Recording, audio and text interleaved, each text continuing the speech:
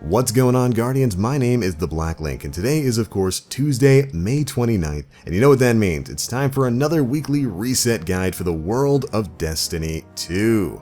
Ooh, kind of an interesting day today. We've, of course, got update 1.2.1 going into effect. This is going to change a couple of things in the game. We'll talk about more of that a little bit later in the video. But first things first, your weekly milestones have been reset for the week. You've got your Nightfall, your Clan XP, your Crucible challenges, the Leviathan raid, Call to Arms, your Flashpoint, which is on the planet of Titan this time around, and your 3 heroic strikes. Plenty of things for you to do to get that powerful grind going. Alright, let's take a look at some of the changing activities. First up, this week for your heroic strikes, your Singe this week is Solar Singe. And for your daily modifiers, you've got Blackout, where enemies gain 20 times their normal amount of melee damage and radars are disabled. And the beneficial modifier is Brawler, where Guardians get double melee damage and double melee recharge rate. Kind of a mismatch there. Why in the world would you go in for punching when enemies can one-shot you? Be careful in the strikes out there today, Guardians. Alright, and for the Nightfall, the strike this week is the Tree of Probabilities. I know that's got a lot of you excited. If you're trying to get that DFA Nightfall exclusive hand cannon, this is your week to do it, especially now that we can control our own Prestige Nightfall modifiers. Go in there with heavy, run those things over and over and over again until you get that hand cannon. Good luck to you, Guardians. Alright, after that, let's check out the Crucible playlist. This week, we've got the return of Rumble, so if you're a Guardian who prefers that free-for-all, one-verse-all game mode, it is back once again. Of course, this is replacing the Iron Banner from last week. Hopefully you Guardians got some rank ups in that game mode and got yourself some of the new ornaments and whatnot. Alright, that's it for some of the biggest changes coming to the weekly activities. What do you say we head to the tower and see what's new there?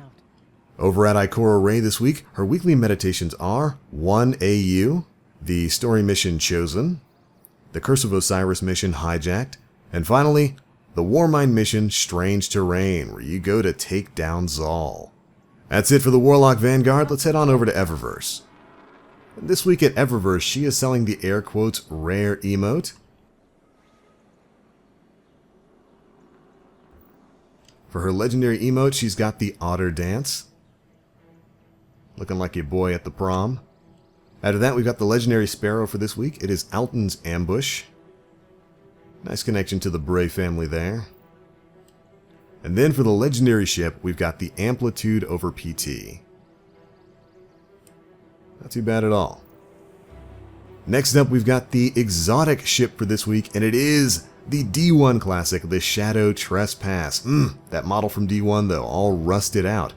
You can actually pick this up for about 2,000 Bright Dust. I'm going to have to pick that up after I make some space in my ship inventory. Then for the legendary Ghost Shell, we've got the Speckled Giallo Shell. Very yellow.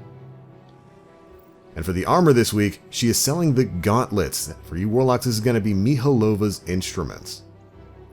I actually almost got the full set of this gear, so I'm actually kind of happy about that. For the exotic ornaments, first up we've got the Positive Infinity ornament for the World Line Zero exotic sword. This thing is so cool looking. I actually happened to get super lucky last week where I picked this up from my one free prismatic facet last week. So I'm glad I got it because it's a really cool looking ornament. Kind of reminds me of some of the weapons from like Phantasy Star Online. Wish we could get some more crazy super sci-fi looking swords like this.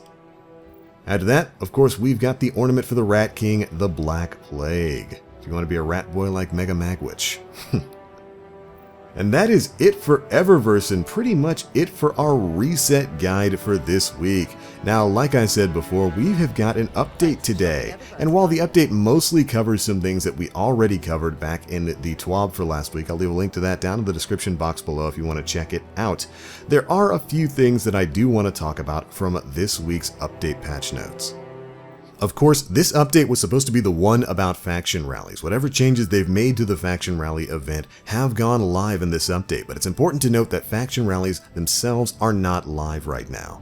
And as a matter of fact, they start the patch notes out by stating that information concerning faction rallies will be made available on the 31st in this week's This Week at Bungie blog article. Very excited to hear about what's going to be changing with the way faction rallies work and whether or not we're going to be getting some new loot to grind for. Alright, let's get into some of the nitty gritty. Now, like I said before, in this update, we got the exotic armor sandbox changes that we talked about in the TWAB video for last week. So if you want to hear more specifically about those armor changes, go check out that TWAB video we covered a few days ago. Again, there's a link to it down in the description box below. But in addition to some armor changes, we also got some weapon changes within this update. For one, the legendary rocket launcher, the Shining Sphere, has had a bit of a perk change. They've replaced the perk Pulse Monitor with the perk Quick Draw. And then for exotics, they fixed an issue on the Skyburner's Oath that caused the weapon's sound effects to play too quietly when you were ADSing, and for the Service Regime, they fixed an issue where players could not reload while aiming down sights. Also worth noting is that the exotic catalyst for the Mida multi-tool can now be obtained by the most determined competitors in the Crucible. That's right, you can now get out there and earn the catalyst for the Mida multi-tool. Good luck with that. Now, also coming in this update was, of course, Crucible Labs, and they talk a bit about that here in the activities section.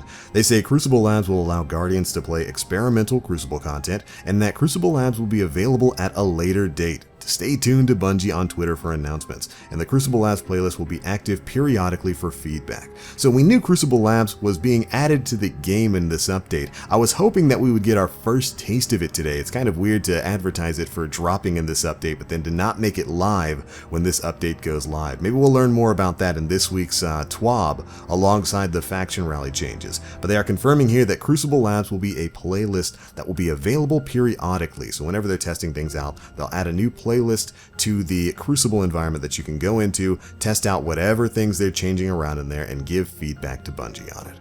Still very excited to see where that's going to be going in the future. Now for some of the other changes that are coming to strikes within this update. One, the most important thing, they've removed Exodus Crash from Heroic Strike matchmaking. Now I haven't had a chance to jump into strikes yet to test it for myself, but hopefully this is true. They didn't mess anything up there because that's the worst strike and I'm super glad it's gone. They've also fixed the issue where Heroic Strike milestones and quests were not progressing due to Vanguard boons. Heroic Strikes will now award Escalation Protocol key fragments upon completion, and finally, Heroic Strikes now have a 25% chance to award powerful engrams of up to 360 power. This last one is a huge change right now for Heroic Strikes, which really kind of weren't worth running outside of the 3 you needed for your powerful engram and whatever else you needed to complete the requirements of a quest. Now that they can drop gear up to 360, for players who aren't that power level yet, this is perfect. This is a great opportunity for them to utilize strikes so they can run them over and over and over again to get their gear up to 360 power. That is a great change. On the raid side of things, they fixed the issue with Callus's shield where it had way greater health than it was supposed to have. Very happy to see that change finally make its way into the game. And finally, the last big thing I wanted to talk about is the Clan XP milestone engram issue. They stated that they've now fixed the Clan XP milestone so it properly grants powerful rewards when it's turned in, so you no longer have to keep it in your inventory and wait for the reset to happen. And there we go, Guardians, that's it for some of the biggest changes in update 1.2.1. I still think it's a shame that we have to wait a little bit longer for Faction Rally and for the Crucible Labs. I was really hoping we could test some of that stuff out right now, like right today, but I can wait a little bit longer till we learn a bit more about it. Hopefully it's going to be something significant. But alright, that is it for your patch notes. That's it for your weekly reset. You've got a bunch of things to do out there in the world of Destiny 2 right now, so get to it. But if you enjoyed this guide, feel free to drop a like, make sure you subscribe and hit that notification bell to stay up to date with all the latest stuff we're putting out. And of course, if you'd like to support the channel, feel free to check out our Patreon if you so choose. Or if you'd like some TBL merch, there's a link to our Teespring storefront down in the description box below. But alright, that's it for this one, Guardians. Thank you all so much for watching. And as always, I'm the Black Link. You Guardians, stay frosty.